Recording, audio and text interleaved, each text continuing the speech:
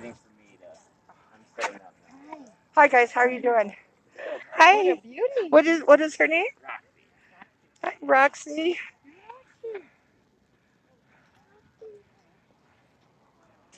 Hi, how are you? I'm good. How are Good. you? What's going on? Yeah.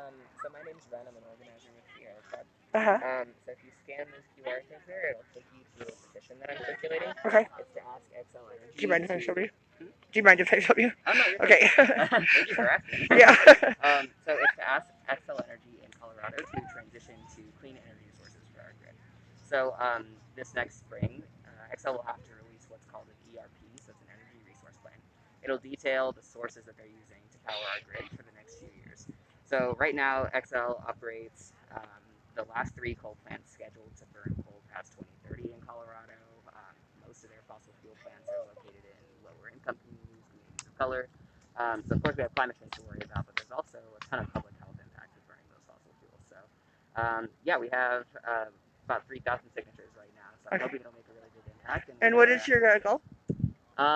Well, we passed my goal. My goal is 2,500. So everything now is just the icing on the cake. But yeah, in a couple of weeks we'll be delivering this to them at the XL headquarters downtown, and yeah, pushing them to include some of the stuff in the letter in the ERP itself. Okay. Yeah. Okay, great. I'm gonna put this on here again, and we'll come back and I'll definitely scan it.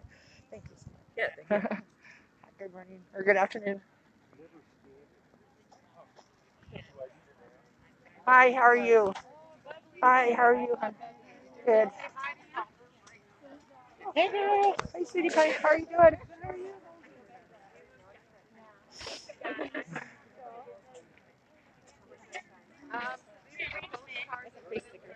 What is going on here? At the event or just in general on this table? Yeah. Let's see. Take a look Yeah, at this is the that. top one on top of the table. Awesome. Thank you so much. Okay, so what do we got going Know on? your rights cards and just a few informational Okay. flyers. Awesome. Awesome. Awesome.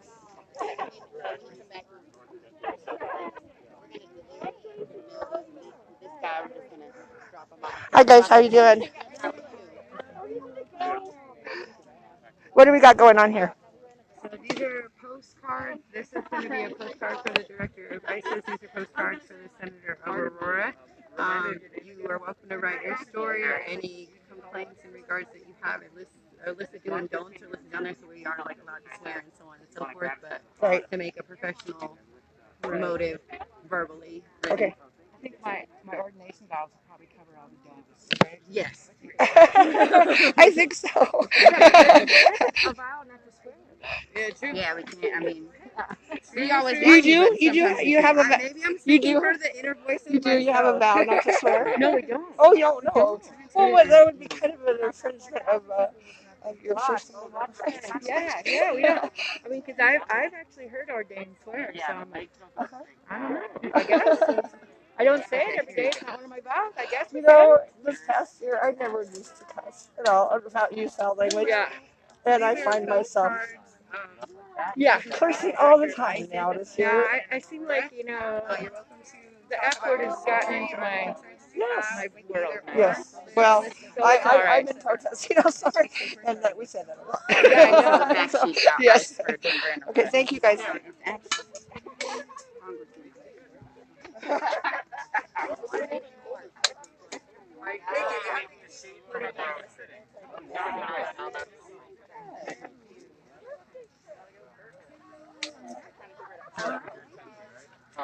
It was. It's generally for sake for whoever needs. Hi, Dave. Hey, how's it going? I'm good. Good. How That are was so you? funny yesterday. I was like, why isn't my phone working? I finally realized I was out of data. Oh. I had to buy more data. Yes, I need to get a new phone for one thing, and Can you help me move it and this way so it's not on the sidewalk? and so I need to find a plant because I don't have a job anymore. So I need to find something, a new phone for cheap or free, hopefully. And I need all the data I can get all the time. Sorry, Dave. I hope What is your name again? I'm Matt. Do I know you? Don't You may have seen me around. I? I'm involved with Abolish Ice. Yeah. Okay. I'm It's nice. ally. What's your name? My name is Carol. Carol. Yeah. Nice hi, to meet you, Carol. Yeah, I'm with TYT Army Colorado, and I've been protesting all summer. I got affiliations with our Revolution in Colorado and everybody. Yeah. It's been a wild ride. You've been at lots of events here Yes, I have. over the Yeah. at least the last 6 months that I've known you, or however long it's been. I know. It's been a crazy year. Yes, it Yeah. has been, Dave. Yeah. Thank you. Okay. Good to see you. Yeah, good to see you too. Thank you for coming out.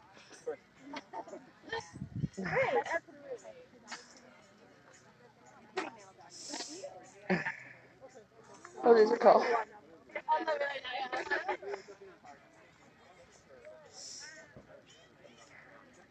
Thanks for keeping it up.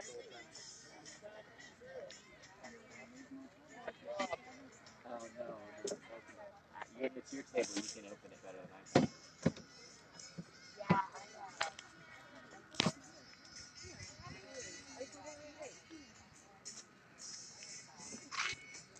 Cats not cops. Definitely. Hi, how are you? Good.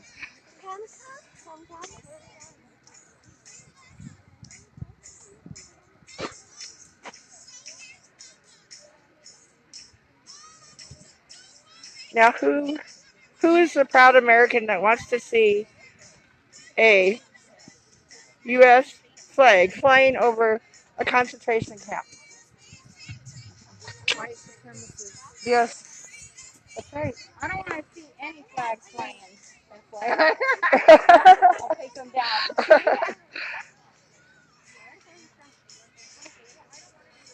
Are you hanging it on the thing up here? The poles up here?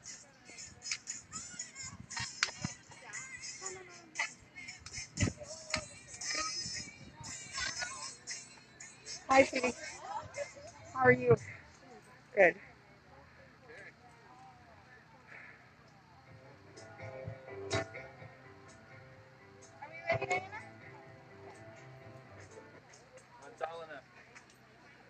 Oh no.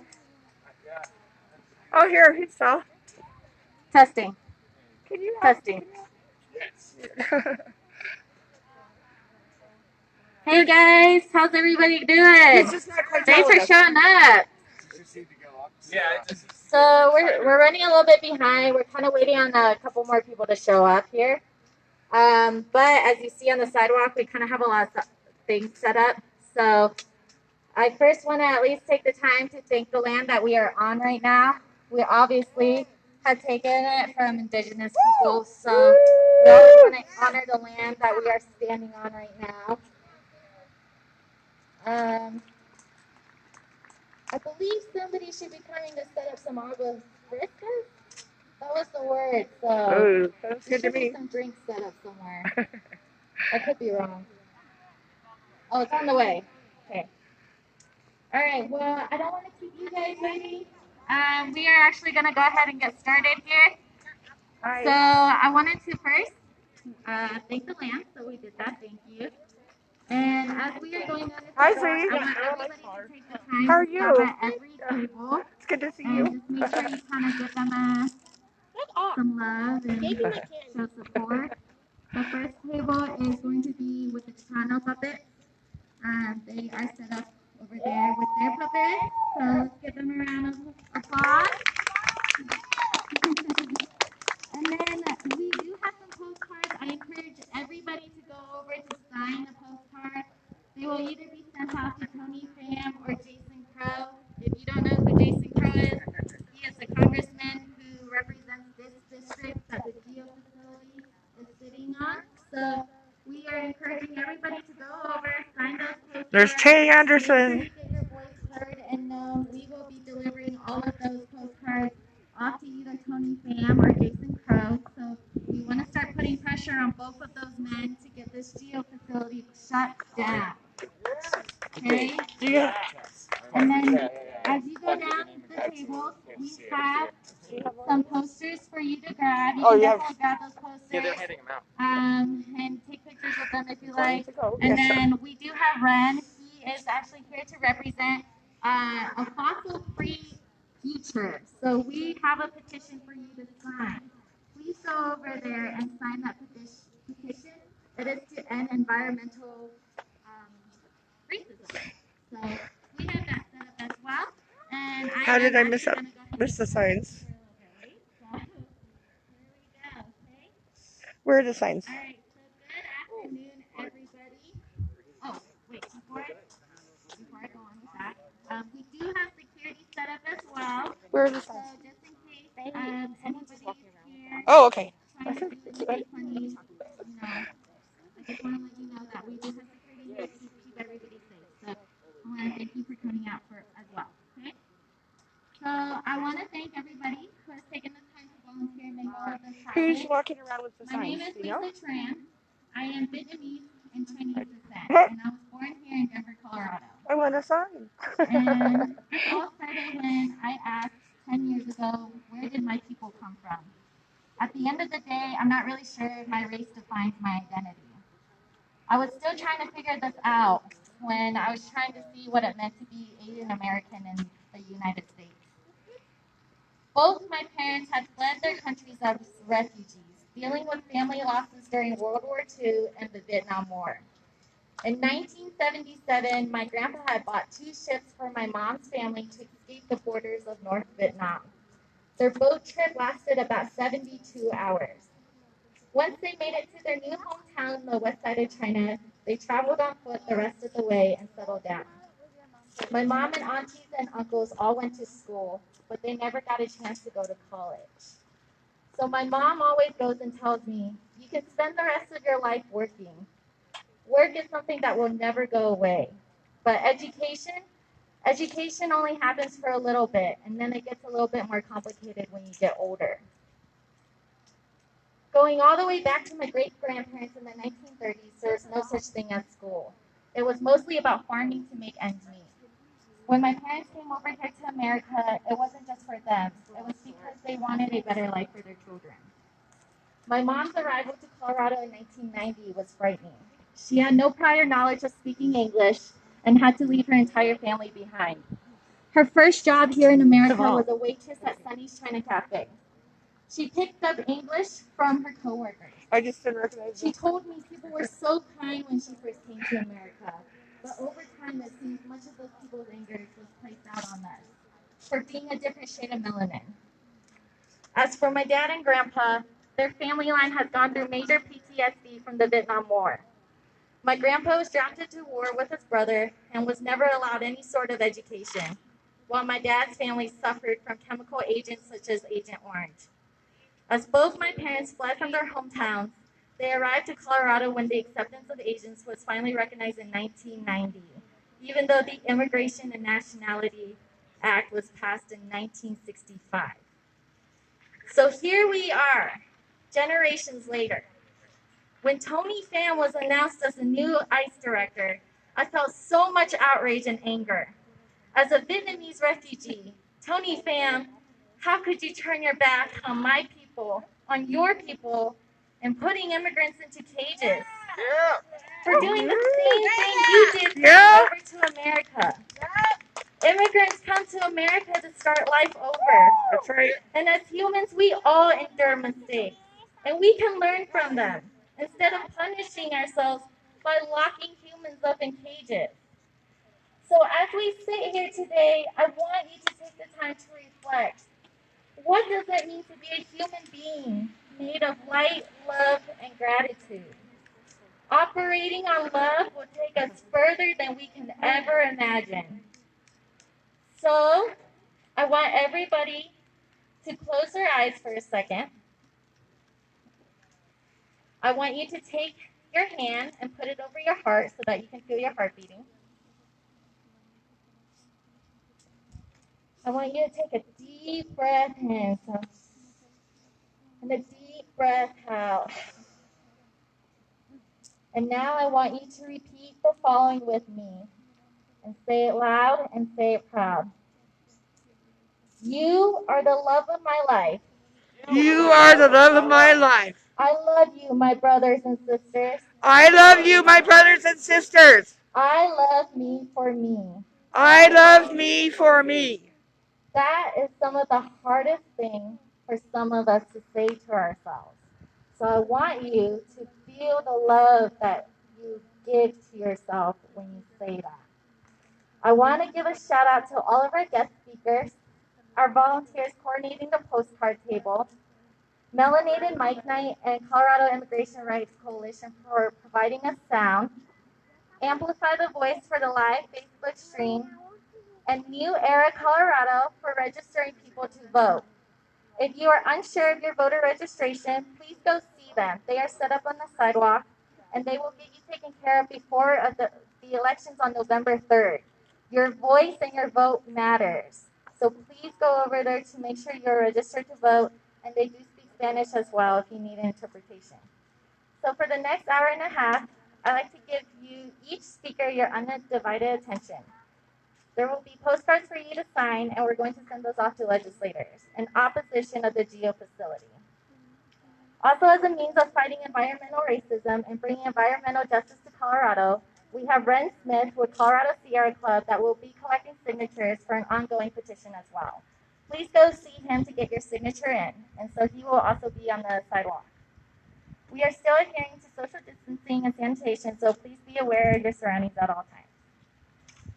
So let's begin with Fan Fam's story. Here to represent Fan Fam will be Gladys. And currently, Fan Fam is in detaining at the moment, so she will be giving his story. Please give her a round of applause.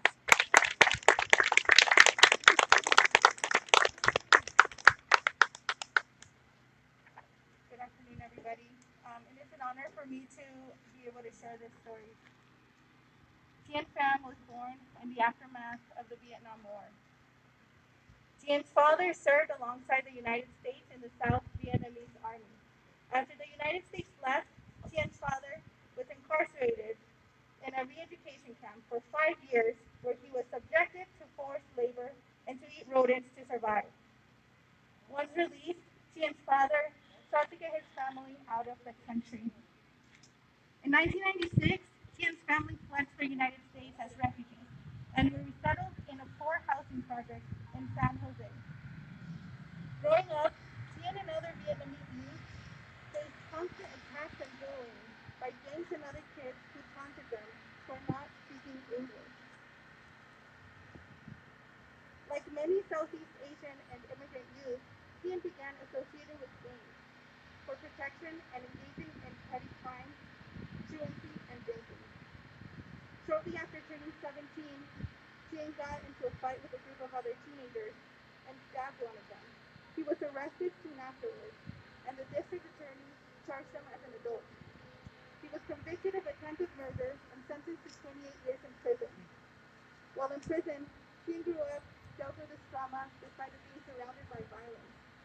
Tien obtained his college degree, became a leader in the Roots Ethnic Studies program, an accomplished distance runner, and worked in the San Quentin News. After 20 years of incarceration, the Board of Parole hearings recommended that Tien be released from prison early, noting that his involvement in the crime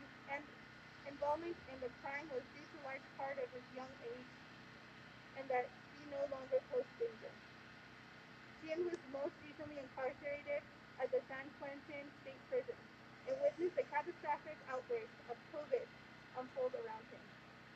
After the California Department of Correction and Rehabilitation transferred 121 men from California Institute for Men on May 30th, 2020, at least two-thirds of the San Quentin population became infected with COVID-19. With 26 deaths and counting, Tien witnessed his friends get sick and die around him.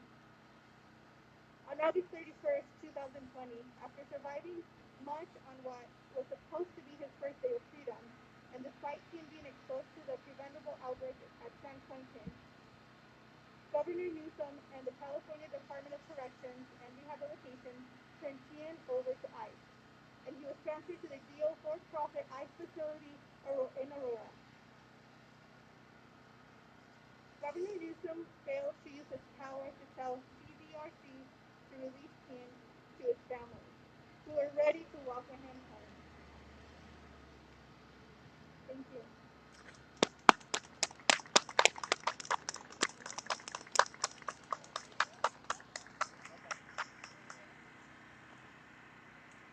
Thank you so much to Gladys for sharing Tien Pham's story.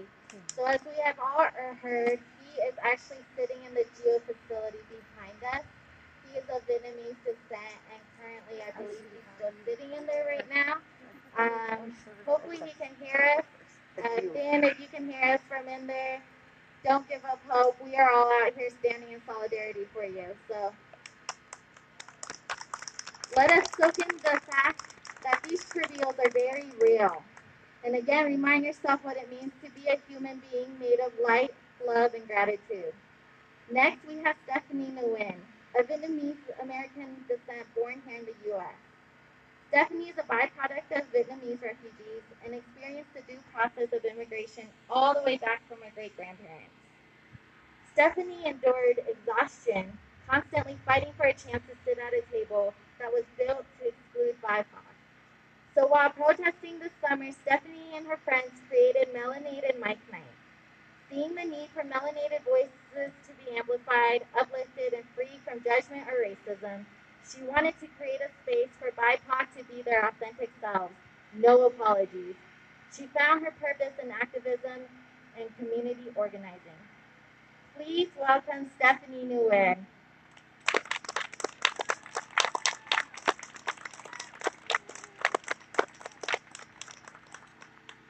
I stumbled on Melanated Mic Night last week, I think it was. Oh. And it was a wonderful experience. Hey guys, you guys are really quiet, so I'm gonna make you chant. Okay. All right? Show me what resistance looks like. This is what resistance looks like. Louder, you're not loud enough. Show me what resistance looks like. This is what resistance looks like. Thank you. Okay. There's this Vietnamese saying that I've heard my entire life. I'm certain a lot of our Vietnamese relatives here today have heard this saying as well. Ăn ngon nhớ kể trông cây, which means when eating fruit, think of the person who planted the tree. Ăn ngon nhớ kể trông cây. I remember sitting in my Vietnamese maternal grandfather in Port Arthur, Texas, when I was 6 years old, swinging back and forth on his gai bang, that means hammock, all snuggled up next to him as he recited these words to me. My was a man of a few words. He barely spoke the older I got because I lost the language after I started going to school. But when he spoke of wisdom, resistance, humor, and love. I remember the humidity in the air and the smell of magnolia trees surrounding the neighborhood that my grandfather lived in. The same neighborhood that my mom spent her childhood and teenage years. I realized at the age of 5 that I was different from my schoolmates in Southern California. I remember being made fun of for always having cơm chiên, tip call, or bánh mì for lunch. I think about all the refugee children and all the children of refugees, how their stories are similar to that of mine and my ancestors. I have been thinking about my bakgo, that means great-grandmother, a lot these last couple of years leading up to where I am standing now. I helped my mother take care of her before she passed. She lived to be 105 years old. Becco lived through war all of her life. She watched her siblings, mother and father, die of starvation during World War II when the Japanese occupied our country, which resulted in a mass famine that killed about 2 million of our Vietnamese relatives. She watched as Vietnam slowly began liberating itself from French colonial rule. She traveled by foot alongside my uncle, that means great-grandfather, and their children. From northern Vietnam all the way down to southern Vietnam, they walked to seek a better life where there's more resources like food. My family managed to sail away on my uncle's boat before the fall of Saigon. My mom was only 3 or 4 at the time. They knew the dangers they'd be facing while traveling on the open seas, but they did it anyway to preserve our family. I remember looking my mom in her eyes as we sat by my bakgo's side on her deathbed. She was on day 6 of starving herself. I held my bakgo's hands as I looked my mom in her eyes and told her that it was time to let her go. We spent months taking care of her and finding creative ways to get her to eat. She had never gone that long without eating. She'd starve herself, but she'd eventually eat. This time was different. I told my mom she's ready to go. She's seen a lot in her lifetime. She loves and she lost loved ones. Her grandson, one of her sons, and her husband have all passed before her. She was ready to reunite with them again. I told my mom, I can see it in Baco's eyes. They had the same white fog in them that my uncle and my uncle had in their eyes before they passed. I will never forget the way the eyes look when the spirit of a human is ready to move on. My mom started crying and held on to her grandmother as tight as she could. She was the last piece of my grandfather that my mom had left. After 10 days of starvation, my Baco died at 3:48 p.m. on July 9th, 2015, surrounded by love. It is somewhat poetic to think that this woman, who's been through so much, who survived so much, chose to end her life the same way her siblings and her parents had. I'm sharing this story with you all today because a Vietnamese refugee named Tony Pham was recently named the new director of ICE. As you can all see, this is a very emotional and disappointing time for those of us in the Vietnamese community. Our relatives, our ancestors have been through so much. From 1,000 years of resisting Chinese imperialism and all the battles and wars that came after. Our relatives, our ancestors, have done nothing but survive in a world built to oppress them and other brown and black relatives throughout this world. The systems that we grew up with here in the States was built to keep us down. I'm certain a lot of people here in the Asian community all learned something similar to what I learned as a child. Keep your head down, be invisible. These are words that I was told and taught because my relatives saw the dangers of having melanin in their skin. They saw how our black relatives are treated when they first step foot onto the soil. They saw how our brown relatives are considered illegal. Illegal. How can one be illegal on stolen land? Yeah. Did you all forget the genocide that happened on the soil before this country became the land of the free?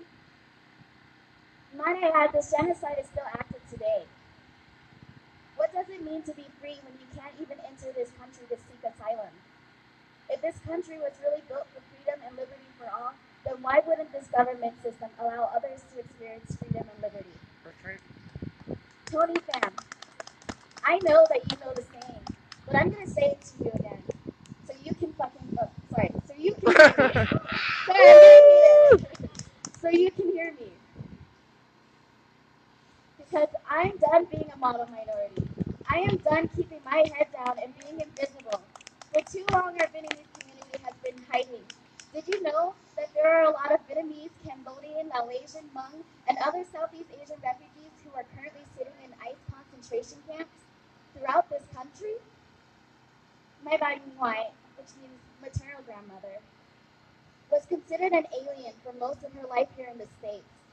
She cannot read or write, but she found a way to get her citizenship last October because she was afraid that she would be thrown into an ICE concentration camp. What does that mean to you, Tony? Because for me, in my 30 years of hearing those words being recited by my Angwai and my mother after his passing, Anwan Nyoke Changkai means that I was a seed that was planted by my ancestors. And as a fruit of their labor, I must remember where I came from. Tony, if you knew the history of how our ancestors were conceived, you would know that we came from a dragon and a fairy, both mystical beings. You would know that we were brought here on this earth to continue down the path of liberation for our relatives and ultimately to set an example of how we as humans can overcome any adversities thrown our way. That's a dragon and a fairy. It means to not only be grateful for our ancestors, but to preserve our culture and our people. We are not doing that if we are out here helping the oppressors. We are not following through what's been passed down to us. Generational trauma is a real thing. How can you forget, Tony? How can you wake up every day and not feel the weight of our ancestors? How can you be a Vietnamese refugee and lead an organization that is actively practicing ethnic cleansing of melanated humans? Slowly killing off people who only want to give their relatives and descendants a chance of survival.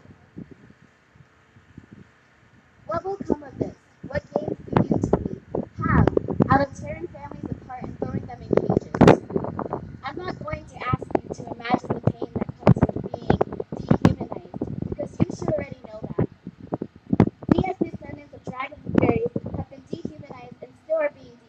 beings dehumanized, yet you can lay here and sleep well at night, knowing that you're participating in white supremacy.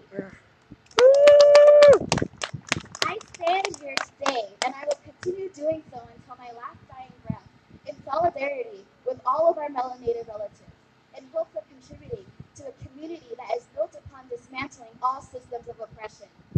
The ICE concentration camp must be shut down. Yes. These Yes. refugees, immigrants, are people too. They should all be with their families. They should all be freed. They can't do that, Tony, if you're contributing and benefiting from the systems of oppression that our ancestors and relatives have resisted and fought against for centuries. As a friend and comrade once tweeted, after Tony was announced to be the next ICE director, they tweeted, Tony is a disgracian. I don't know if you guys know what that means, but disgracian is disgrace and Asian morphed into one word. He's a disgracian. We will continue resisting. We will continue not stop until they are all free. Until we are all free. These systems of oppression will be dismantled, and you you have become the one thing that my Bago feared until her last dying breath. Amju, I remember following her around the house. She was only 4 feet 8 inches tall. She was frail and she only weighed 80 pounds. She was lugging around a 10-pound bag of rice, yelling that we had to hide the rice before Amju comes and steals it from us. For those of you who are unfamiliar with the word, it's what they call the oppressors in Vietnam. My Bago would spend hours yelling and crying about Amju and how she didn't want me because she wasn't in her right mind. She thought I was her older sister. She didn't want me to die of starvation. She carried that bag of rice up and down the stairs and attempted to cut open her bed to hide the rice, and up until the day before she decided to starve herself to death. I will be working to make sure you step down and that the systems you decided to work for is dismantled. Until then, Amju, anh ngoan nhớ kể chân cay.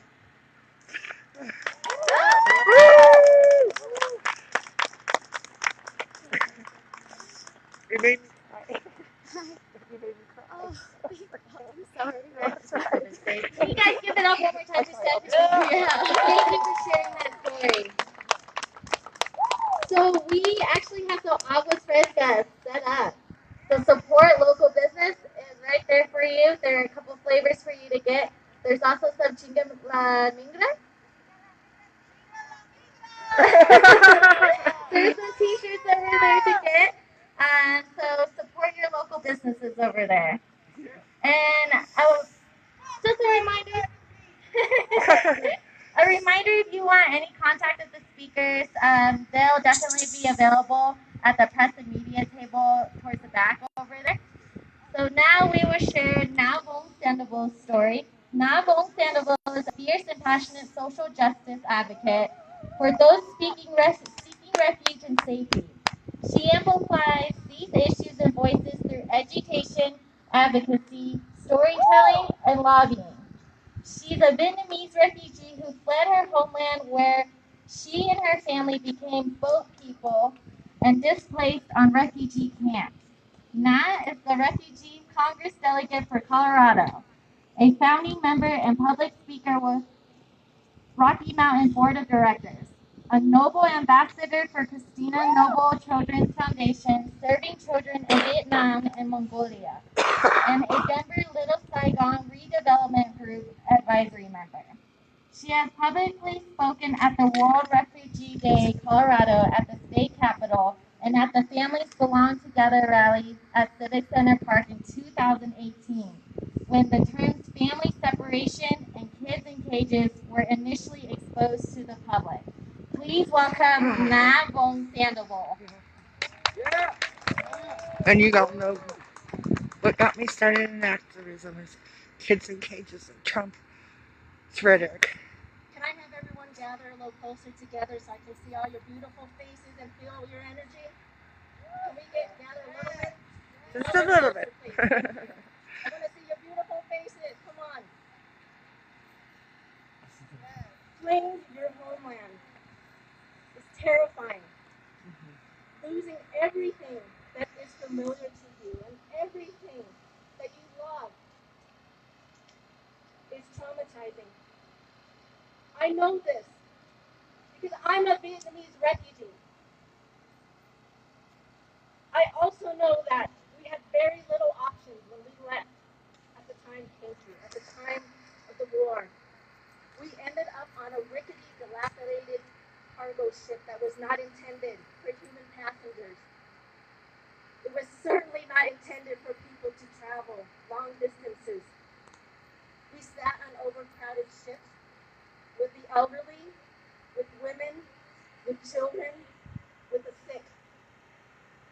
We didn't know what tomorrow would bring. We didn't have food, we didn't have water, and we placed our fate on the unknown. We finally landed on 2 refugee camps, with the final one being here in the United States. There was such adversity and there was such challenge to acclimate into our new home. We didn't know the language, we didn't know the culture, we didn't know the people. And on top of that, we were greeted not by welcoming people, but by protesters on the refugee camp telling us, Gook, go back to where you came from.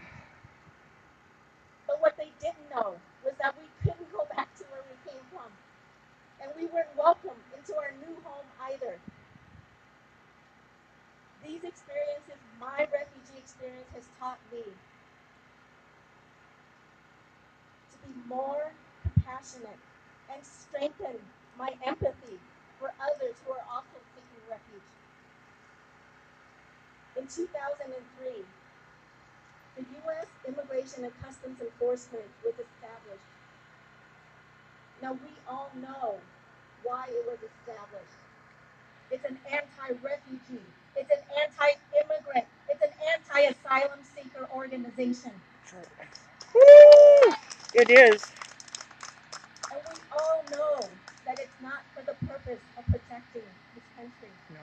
I know this because I used to work in Homeland Security, where I was monitoring local and national threats. And guess what? Refugees and immigrants never came up even once as a threat.